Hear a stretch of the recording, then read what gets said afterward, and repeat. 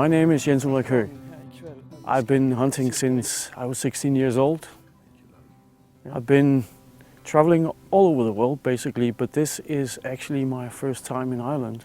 Read a lot about it. I really wanted to go here a lot of times, but this is the first chance I got, and it's definitely not going to be the last. Ireland has become a great sika deer stalking destination, and County Wicklow is the epicentre. Norman Mulvany of Irish Safaris is our guide. He's got plenty of hunting grounds for us to explore during our short stay, from plantations to farmlands, but at first light, we're up on the hill.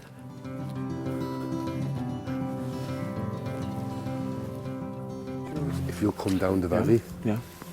and when the valley comes down, we'll start just to go look up along that face. Okay.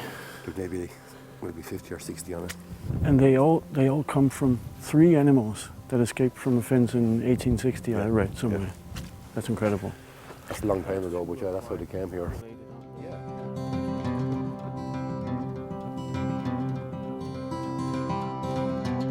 We're supposed to sika hind down here. Yeah. We're going to stay down low, under the wind. We're going to make our way into the valley, come up the valley. We'll have like a better look at this deer, and then we'll see what happens then. But at the moment, she's not on our area to hunt. But if she crosses over, she's going to be fair game then. But we'll go down and we'll have a look. We can hope. Oh, we can hope. She crosses over to the dark side.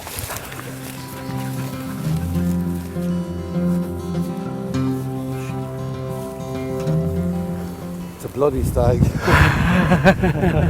It's a young stag. Typical. So the wind is just blowing too hard here, and it's plus 3 degrees Celsius, is freezing, and obviously the sikas are a lot more clever than we are, so they are staying on the other side out of the wind, and that is of course on the neighbor area. So we're going to try our luck in a forest area on another property. Are you cold? I am freezing cold. You don't wear a woolly hat when you hunt. Christ, I couldn't do that. This is like a really bad Scandinavian summer day, isn't it? A bad Scandinavian summer day.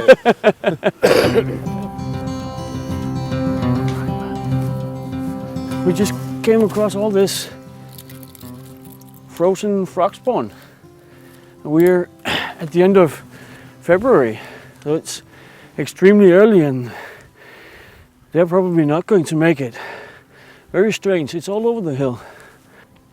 Back home, they will not spawn for at least another 2 months. No. At least.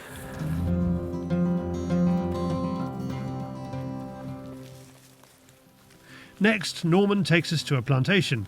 It's sheltered but tough to see into the thick cover. The deer are here, but not where we want them. That evening, it's back to a huge forestry block.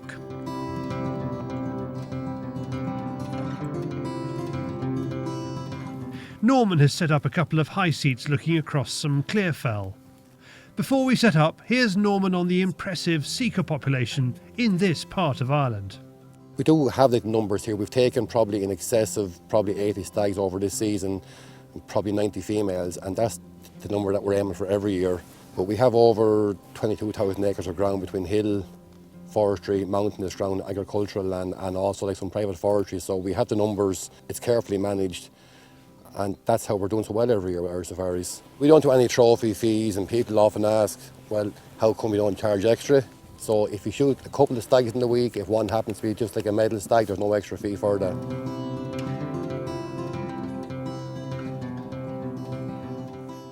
As the light starts going, we spot movement. A hind and some yearlings appear. They're coming into the open now. Can you get ready, dear?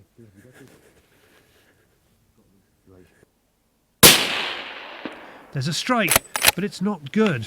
I missed it. Yeah, quick again. Is she going to drop quickly though? No, she's still making back to the wood. Look. Quicker, you know, there, do you see her? What the is happening? You're missing It's the worst case scenario, and we question everything. moderator, rest, rifle, scope and of course shooter. However, we later discover Norman's rifle had lost 0. After returning home, I've just been cleaning the gun. He sends us a video of a twig he removes wedged between the barrel and the forend, which has obviously affected the free-floating barrel. Shot has actually drifted back. There's more. Yeah. In the low Is it light jumping we somewhere find here? blood. It was probably her that you saw lying there. Norman has a Bavarian Yeah, mountain must have hound, been. which means this is going to be quick and efficient. Completely textbook. We walked right up broadside and everything for us. But we're thinking the rifle might have been knocked in. I don't know if it's been knocked, but I think it's definitely pulling to the left, so we might have a problem. Pick it up. Go on. Pick it up. Pick it up. Okay. On this tree. Oh my god, yeah.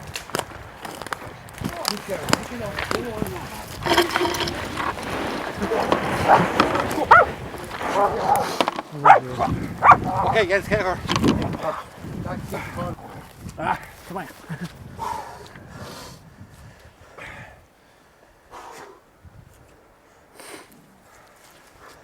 There's a second shot.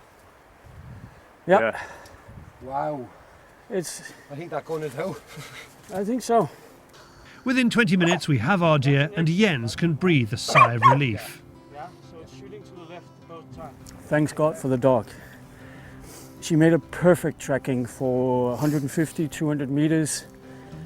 The shot that actually hit the hind was way to the left and behind.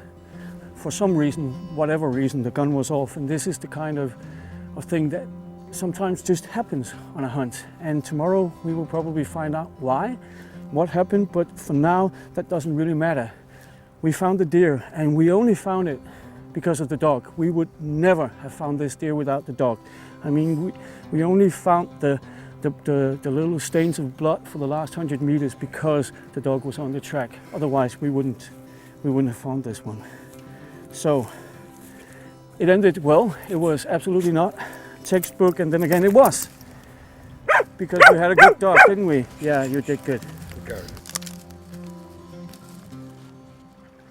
Jens's first trip to Ireland was more exciting than we hoped, but our deer was found, and that's thanks to having a backup plan in place and some expert tracking.